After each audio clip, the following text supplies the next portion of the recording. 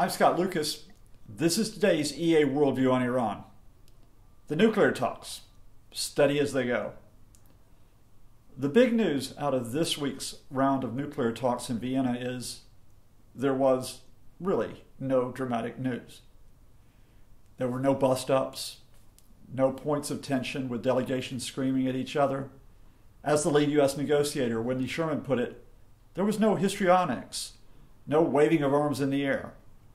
In other words, for 2 days in Vienna, delegations from the 5+1 powers, US, Britain, China, Russia, France, Germany, sat down with Iran, and they got down to setting an agenda for a comprehensive nuclear deal. A final resolution of Iran's enrichment of uranium, a final resolution of Iran's enrichment of uranium, the status of its nuclear facilities, an end to sanctions led by the US and the European Union. It was only an agenda.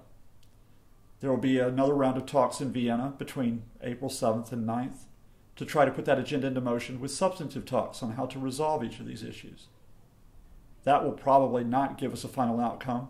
Instead, we're looking at months of further talks, all the way up until July, which is the first deadline that the 5+1 and Iran face in trying to get a final resolution. But the point here is that both sides are engaged in the months of talks. Now, you will hear sniping from others about this.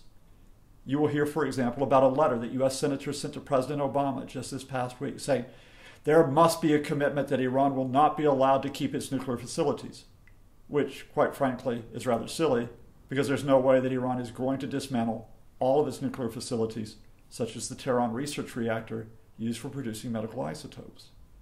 You'll hear about Iran's hardline politicians opposing the Rouhani government, who will say that the president is selling out the Islamic Republic under pressure from the West.